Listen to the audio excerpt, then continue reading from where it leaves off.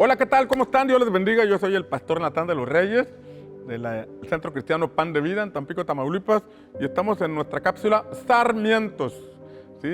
Sarmientos es el nombre de la estrategia de discipulado en casas que tenemos implementado en nuestra congregación.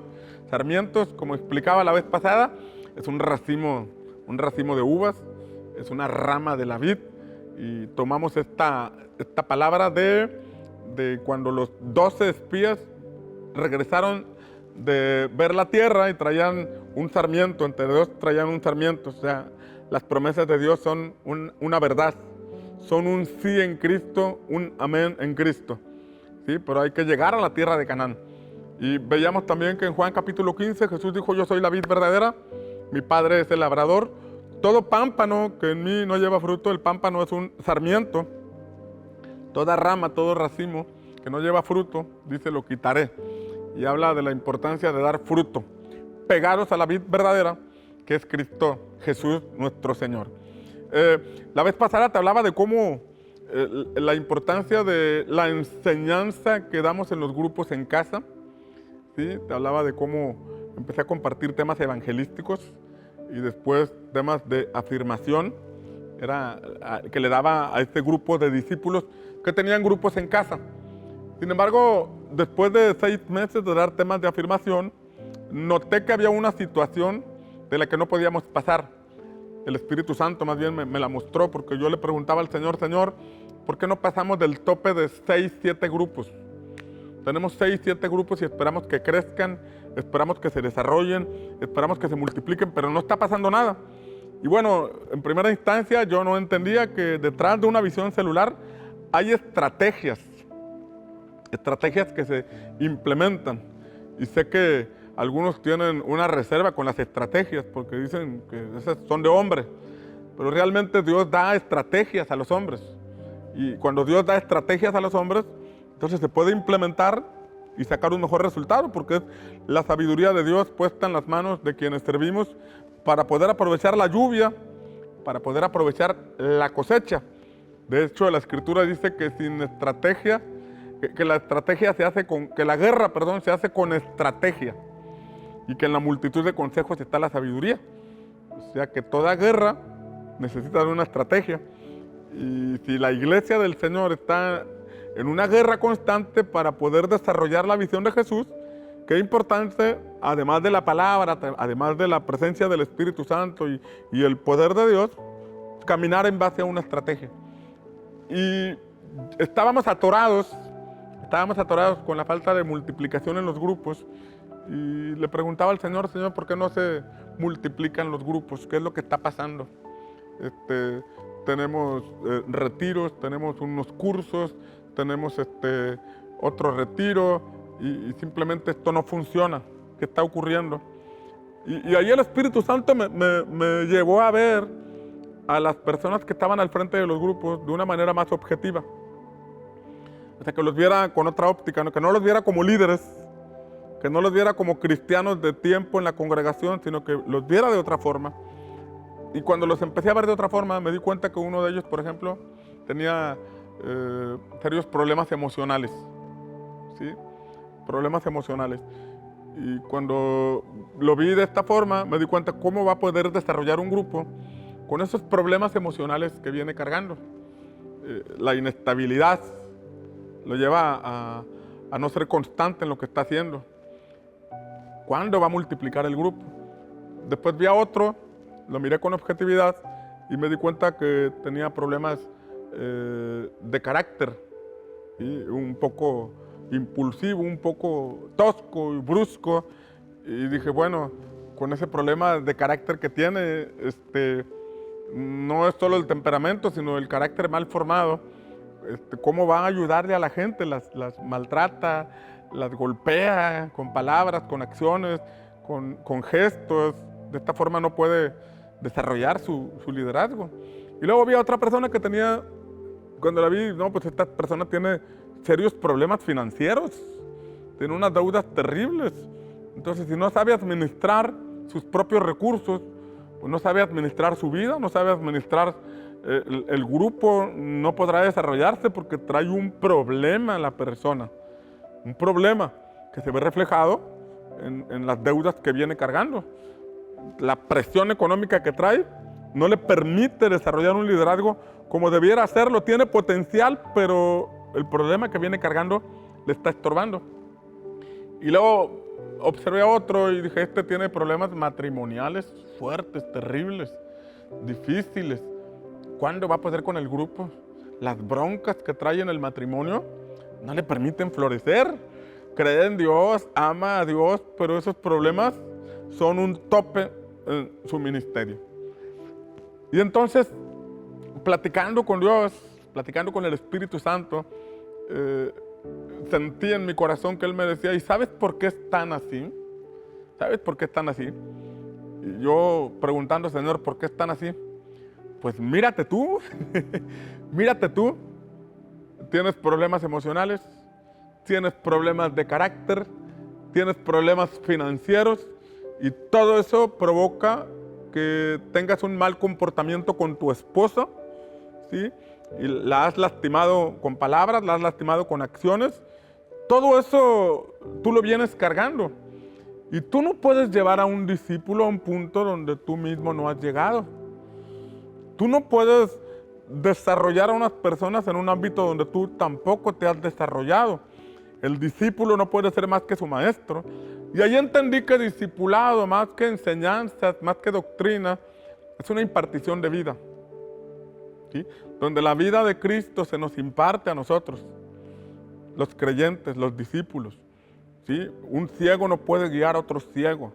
Necesitamos abrir nuestros ojos, necesitamos experimentar una restauración, principalmente por nosotros mismos, independientemente del liderazgo en la iglesia, por nosotros mismos. ¿Para dónde va nuestra vida con este tipo de situaciones que a veces venimos cargando y las dejamos, las postergamos, las aceptamos como una realidad en nuestra vida, pero son una piedra de tropiezo para nosotros en el camino y para otros? Entonces yo entendí que necesitaba ser transformado primero yo, para poder establecer una visión de transformación o de discipulado en las personas. Discipulado no es tomar un libro e impartirlo. Discipulado no es tomar una enseñanza y darla. Discipulado es una impartición de vida. Uno lee Mateo 5 al 7 y Jesús da enseñanzas. Lee Mateo 8 y 9, Jesús los lleva a la operatividad.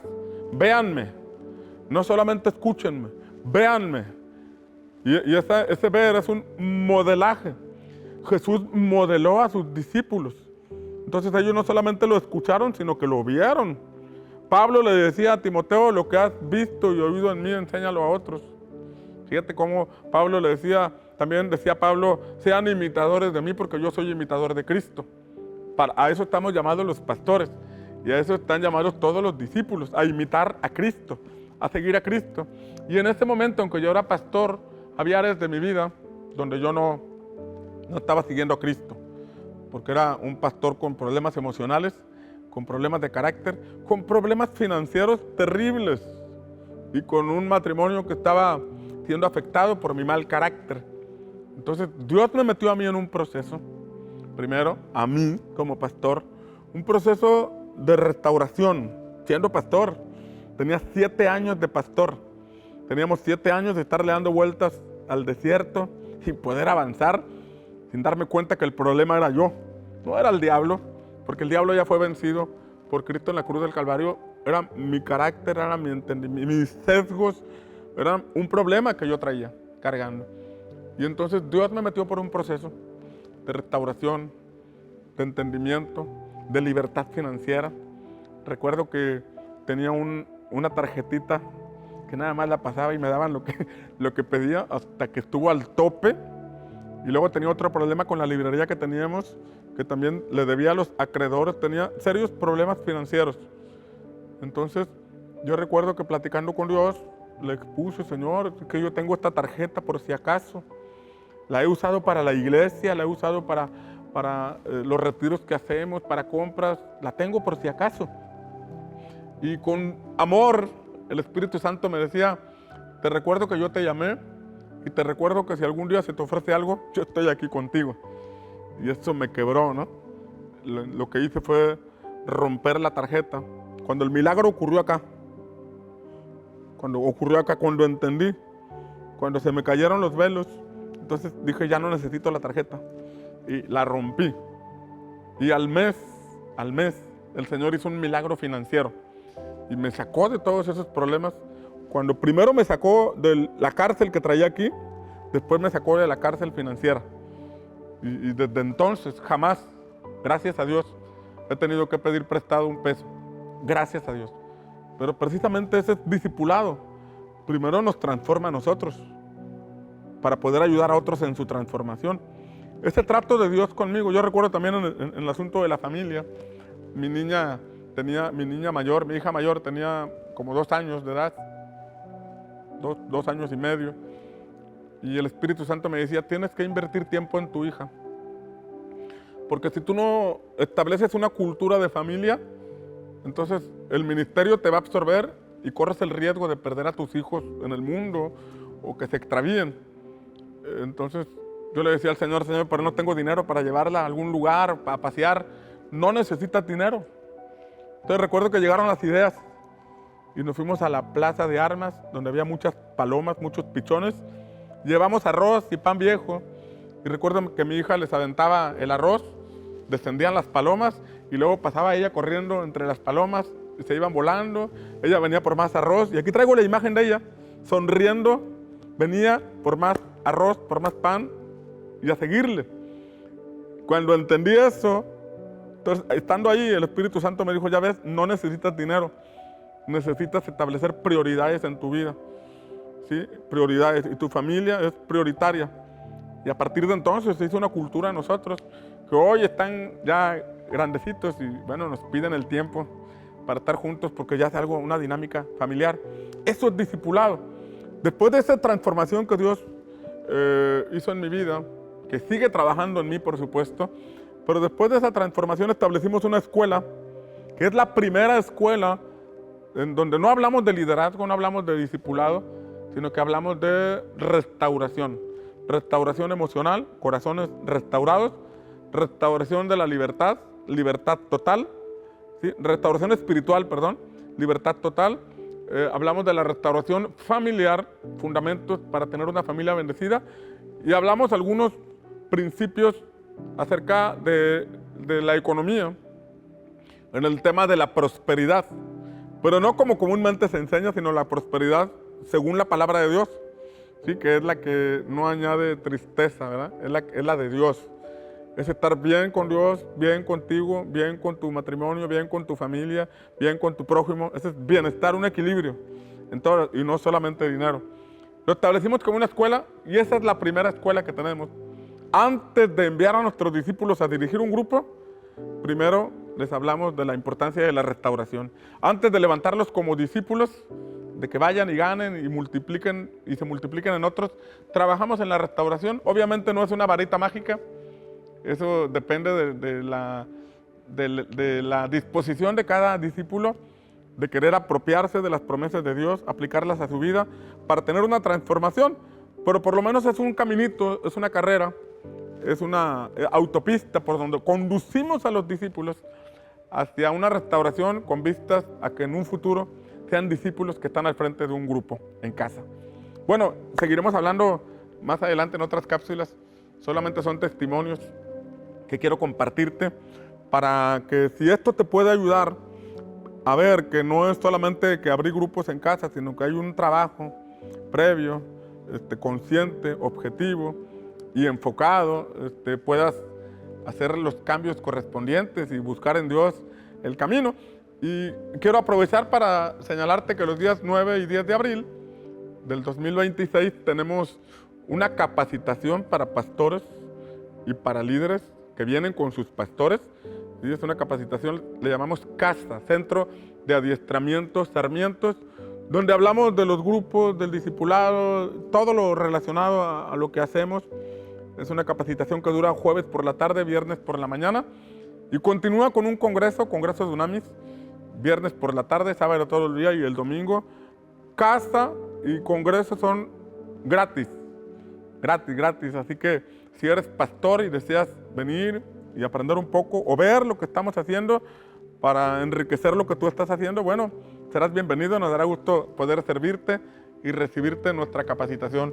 Aquí en la publicación vienen los datos, el número de WhatsApp a donde te puedes comunicar para recibir más informes. Nos dará mucho gusto recibirte, abrazarte y poder servirte. Que el Señor te bendiga.